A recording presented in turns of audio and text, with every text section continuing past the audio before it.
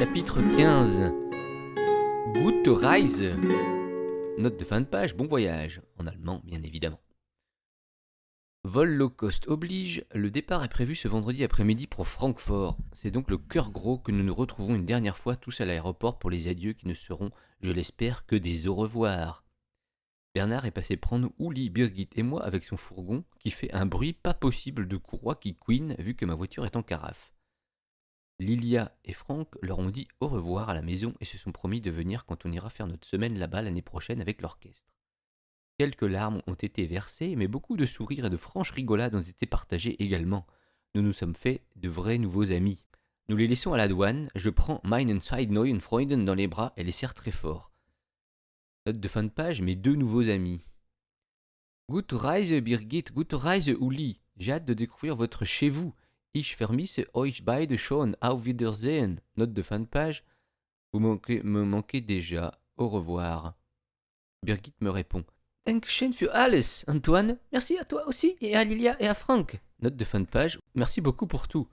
Tu nous diras pour ta pièce. Et au fait, le titre que tu as trouvé est vraiment très bien. En allemand, ça se dit Erleuchtung. Auf Wiedersehen, Antoine. Uli enchaîne. Genau. Note de fin de page, tout à fait. Je confirme, mein Bruder.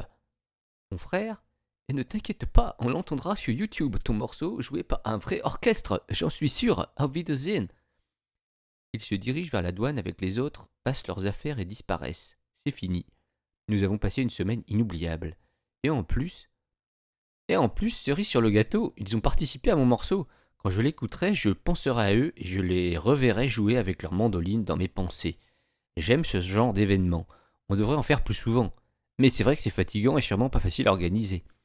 Romane s'approche de moi. Elle a les cheveux lâchés, pas de lunettes, elle est magnifique. Antoine, je suis désolée pour mardi soir à Saint-André. Je suis encore un peu à fleur de peau à cause de Sergio. Il essaye de me recontacter par mail et messages et ça me stresse. Je te crois quand tu me dis que tu n'es pas gérontophile et tu fais ce que tu veux avec Amélia. J'ai été ignoble avec toi. J'ai perdu la tête, j'étais énervée. Il fallait que ça sorte et c'est toi qui as pris. Vraiment, je suis confuse. Tu acceptes mes excuses ? Elle cache quelques larmes dans ses yeux. Bien sûr, Romane, que je les accepte. Ne t'inquiète pas, j'ai compris que tu n'étais plus toi-même. Mais merci de me le dire. Je ne savais plus comment te l'expliquer. Et Amélia est bien plus intéressée par les jeunes Apollons que par moi, si ça peut te rassurer. Pour Thérèse, no comment. Et si je peux t'aider, n'hésite pas. Surtout, ne réponds pas à ce monstre ou appelle la gendarmerie s'il continue. Tu as porté plainte ce matin, normalement, il a dû avoir un message de convocation à la gendarmerie et va être obligé de s'expliquer. Si tu as besoin de moi quand il y aura confrontation, n'hésite surtout pas. D'accord, merci. Merci vraiment pour ton soutien, Antoine. Pour moi, ça veut dire beaucoup. Ça me va droit au cœur.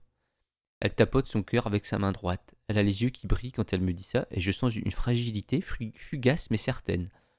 Elle se reprend. Dis-moi, j'ai entendu par hasard Uli et Birgit qui parlaient de ton morceau tout à l'heure quand vous vous êtes salués. Tu as composé quelque chose ? Aïe, tu as entendu ? En fait, c'est une surprise qui n'est pas totalement terminée. Est-ce que tu peux venir chez moi après-demain après-midi ? Tu en sauras davantage. Tu m'intrigues. Ok, d'accord alors. Vers 14h, ça te va ? Après 4h, je ne peux pas. Amélia veut qu'on aille faire du shopping toutes les deux.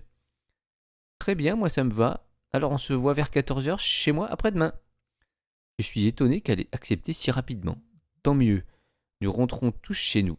Bernard me laisse chez moi. Je me mets sur ma composition, je dois finir d'enregistrer les guitares 2 et de peaufiner le mixage pour en mettre plein les yeux à Romane, plein les oreilles plutôt, mais pas comme Bernard ni comme son fourgon qui m'a farci la tête. Le surlendemain, dimanche, Romane arrive à 14h comme prévu. Elle porte une jolie robe rouge avec des chaussures chic à talons, des lunettes de soleil tendances et a encore les cheveux détachés. Trop belle, une rose qui s'épanouit de jour en jour. Depuis qu'elle a quitté l'autre connard de Sergio qu'elle a porté plainte, elle est enfin libérée. Ça fait plaisir à voir. Nous entrons dans mon appartement et nous dirigeons dans mon studio. Alors voilà, je t'explique. J'ai décidé de composer un morceau pour l'orchestre la semaine dernière. Je l'ai d'abord écrit sur Guitare Pro, je ne sais pas si tu connais, pour les 6 pupitres. Toi, tu utilises sans doute Final. Ensuite, je l'ai enregistré avec des vrais instruments, avec l'aide de Uli et Birgit, pour enregistrer les mandolines et la mandole que Thérèse m'a prêtées, et moi pour les guitares et la basse. Je vais donc te faire écouter ce que ça donne. Je veux que tu me dises franchement ce que tu en penses, ok ? D'accord, avec plaisir, je suis curieuse d'écouter ça. Mais tu as réussi à composer en une semaine, alors que tu n'es pas compositeur? Oui, on peut dire ça, plus ou moins, mais j'avais déjà la base de fait en guitare, donc ça a été plus vite que je le pensais moi aussi. Et ce n'est pas du Mozart ni du Vivaldi non plus.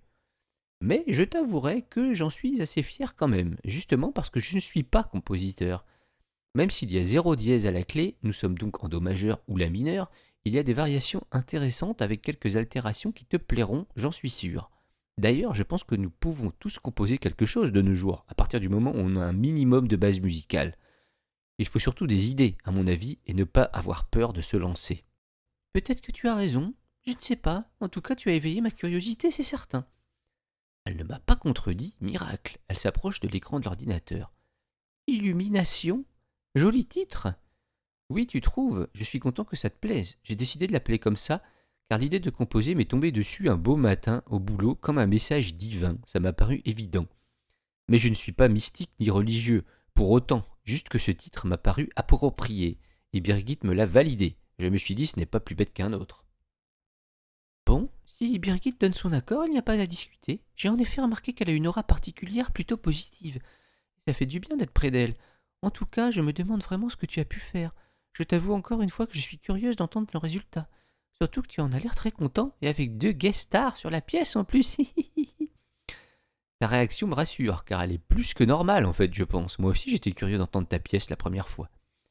Bon, allons-y, installe-toi confortablement dans le canapé, je lance le morceau. Tu es prête? Oui, je suis prête, vas-y.